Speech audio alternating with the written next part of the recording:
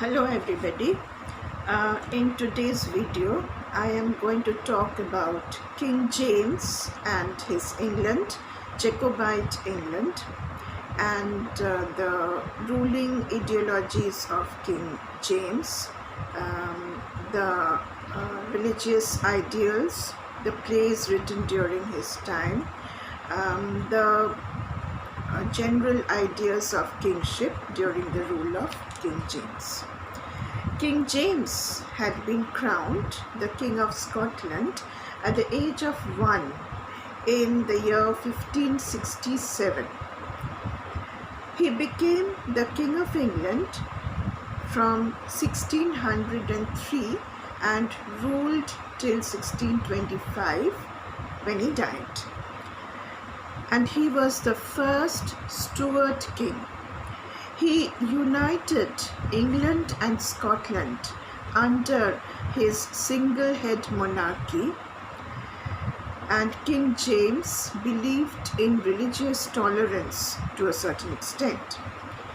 In his opening address to the first Parliament in the year next to the year in which he was crowned the King of England, that is in the year 1604, in the month of March, he gave a speech that contained the major themes of his kingship, of his rule.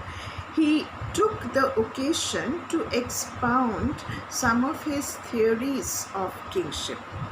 He spoke first of the lifelong commitment to peace as a policy of state, reminding his audience that already in his brief time as the King of England, he had brought peace into England by ending the long lingering war with Spain, which had been draining England of its money and energy since the 1580s. James was exceptional in his desire for peace. However, the gunpowder plot in the following year, in 1605, caused him to rethink his attitude towards the Catholics. But he never persecuted them as much as Queen Elizabeth had done during her rule before him.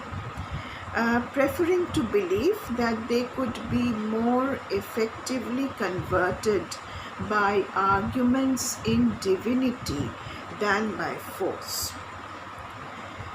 The character of the new Stuart era that James brought into England was unfolded by the imagery of the succeeding arches. James would restore the Golden Age, which would endure in the Fortunate Isles of Great Britain until the end of time. James was like a great cedar tree with many branches canopying his realm. Peace was a precondition of this happy state, and James was a votary of peace. Justice, so long absent from earth, would return. The figure of Astrea, the goddess of justice, stood on the summit of two of the arches, now identified with James's rule, as earlier had been identified with Queen Elizabeth's rule. Virtue would revive and fertilize the land with its blessings. The arts would also flourish under his encouragement.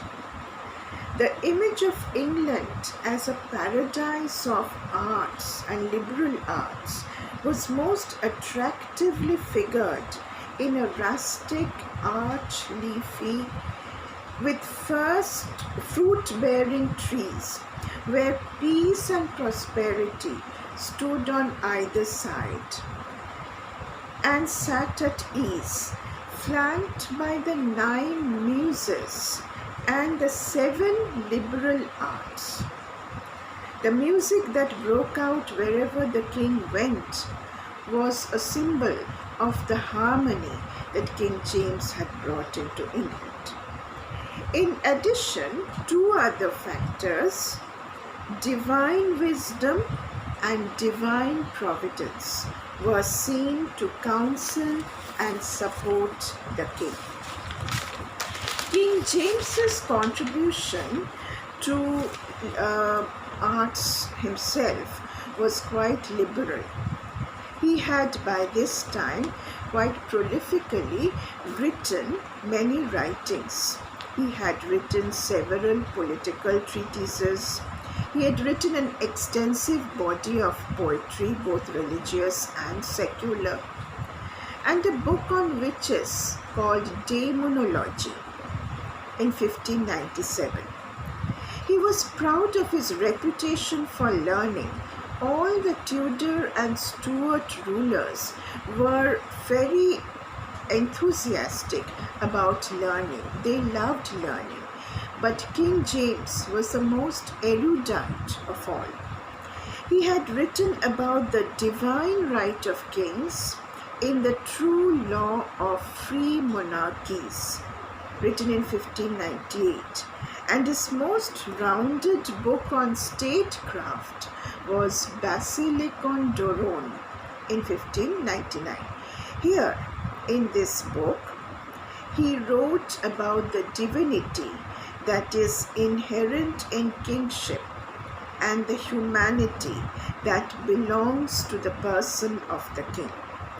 Divine right of kings means, as James says, that kings are chosen by God, and kingship is patriarchal, and king is a father to the people, just as God is a father to all men.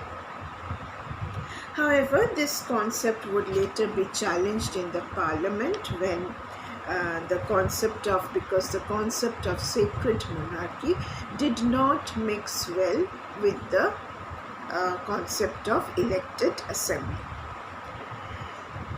James regarded himself as blessed by providence.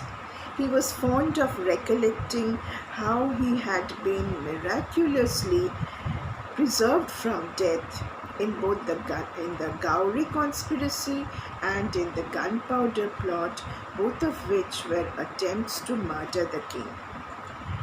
His marriage, his accession to the English throne, the union of England and Scotland, and peace were all achieved with the help of Providence. So, he felt he was directed to some great Christian end.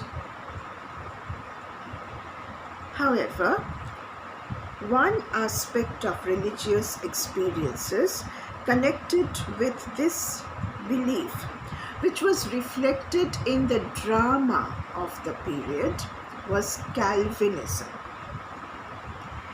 Much of Elizabethan and Jacobean tragedy was Calvinistic.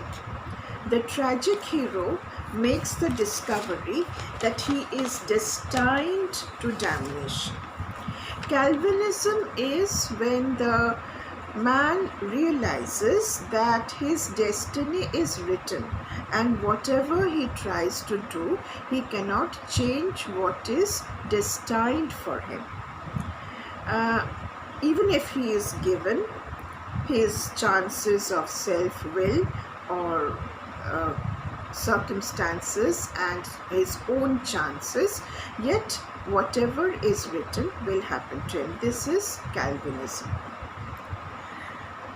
So, Elizabethan and Jacobean tragedy reflected this dominant religious trait of the Jacobite time.